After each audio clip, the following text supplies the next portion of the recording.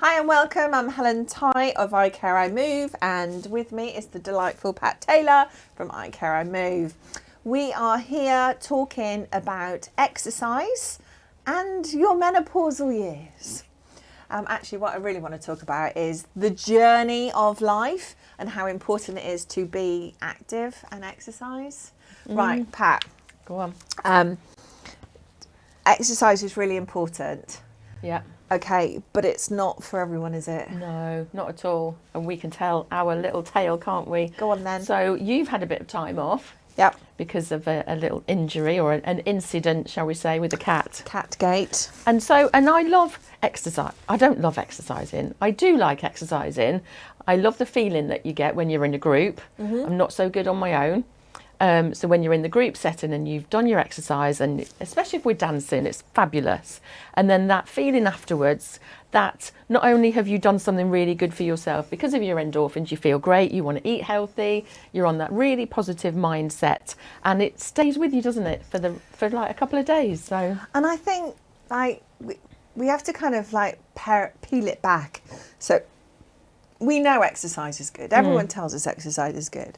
But if you're not exercise motivated or inclined, it's really hard. And I think the biggest gift to give yourself is to say, I'm not going to care or worry about anybody else in this space. I'm going to do my own bit of crazy, and that is going to lead me to feel better about myself. Yeah, and what I was going to say, because I forgot to say it, is that when you weren't going, I wasn't going so much because my mate's not there with me. Yeah. But I do And I'm hilarious. Yeah. I am really good fun to be exercising with. But it's really good to find that motivational aspect that helps you, that makes you want to go, isn't it? And whether it's your friends or whether it's that feeling or whether it's because you know you're doing yourself some good, your bones or your heart or whatever it might be, then finding that little thing that keeps you going. Yeah, so, you know, we as a company policy, we talk about moving more and sitting less, which is really important, because in the old days we used to just tell you, you know, you have to do X amount of minutes of exercise every day and you should be doing this, this and this. It needs to be about strength and mobility and power. But actually, we just want you to start with you and find the thing that floats your boat. Yeah. And then when we got that bit, because that gets your serotonin and your dopamine going, so your happy hormones going, then we can look to specialise. Now, we like going to group. We do. And, you know, this is why statistically so many women go to group exercise around the world, because being in a group, doing stuff together, being motivated by somebody in the front, really helps people do things. Not everyone, and they're wonderful, the ones that are self-inclined to go for a walk on their own, go for a run, go to the gym and work out and lift weights, whatever it is, they can do it on their own and they have that intrinsic self-motivation. A lot of us don't. And I think we have to be reasonable. And there are lots of instructors and trainers out there that tap into a brilliant exercise, brilliant self-motivation, can keep it going, but not everyone can, and they're the ones that we tend to attract, because we know how hard it is to start. And back in the old days when I used to own a health club, you know, we were that company where people would come into us because we would hold their hands around, like, we know it's hard, we know you feel like and literally fat, uncomfortable, sweaty, awkward one at the back of the class. And that was me when I first took up fitness. I remember my orange t-shirt, giant t-shirt that I wore, and I remember looking at the clock minute by minute as I was going through the session, thinking my friends have brought me here to laugh at me. And actually they were there as my greatest supporters, and to this day we are still good friends. And I felt that when I came back to fitness, and I was a hockey player, I was county hockey, judo, athletics, netball, everything you could possibly do when I was younger, and then got married, had the children, and wanted to do some exercise, and I was laughed at really because I wanted to do some kind of street dance or something, and then I found Zumba. I heard about Zumba, so I went to a class And in between the tracks, everybody would go to a little area and chat, and I wasn't included.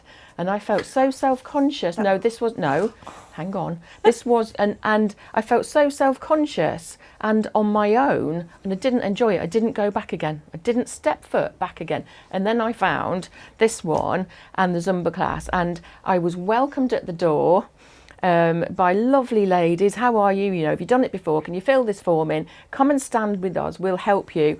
And I was made to feel part of that group and part of that family. I had the best time. And then I trained in Zumba and everything. You became an instructor. But yeah, I did. But what happened then was, as an instructor then and part of a new group, I made sure that new people felt the same way. So it's scary going to a new class or starting something new, because I was probably the fattest, the most unfit. I didn't have the right kit, probably. I might have done. And you feel so self-conscious because there's nobody that you know. So it's getting over those barriers, isn't it? And it's not unusual. So No. And having taught thousands of classes over the years, I remember, this is a typical experience. A new person would come to the class. They get really cross and then they would leave halfway through the class.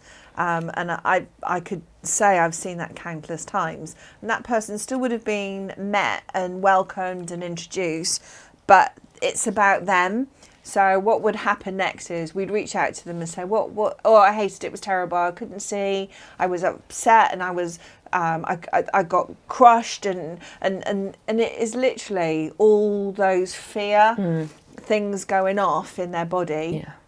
So what I would always do is say, come in, let's have a little practice together, and help them with their confidence. Because what we forget, we talk about your bone health, your heart health, but actually when your confidence is lowest, it is really hard to get somebody motivated. So what we need to do is boost confidence and say it's all right to be rubbish, and embrace that bit. Yeah. It's all right to be the most awkward in the class, because the reality is everybody else in that space is like, well done. There is definitely not in my turf. No. And not in, even as a member of another club. I would hate for anybody to ever feel like that. So it's really important to build confidence. All of this is chit-chat about how we can get you going, because the bottom line is, if you're in your midlife and you want to see yourself being an older person, you want to feel strong. The old days of blue rinses and perms and that middle-aged woman is not the case when you look at, J-Lo. Yeah. So aging is very different today, and we want to live long and well, but we need to get motivated. But we do really recognise how tough it is. Yeah, it is. It is. And to remember as well, if you are exercising in a class or with other people, they're not looking at you exercising. They haven't got time. No, you're focusing on your instructor and what you're doing, and you're looking at your feet, or you're looking at yourself in the mirror. Nobody's looking at you. Nobody's watching you. So you do you and enjoy it.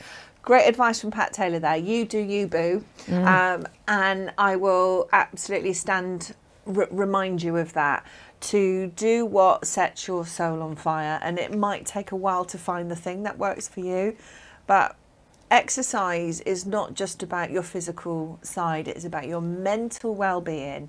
Your mental health does rely on the fact that you need dopamine and serotonin to boost your body and to make you feel good about yourself. So take it back to that. If you don't do it for your bones and your bum, do it for your mind, okay?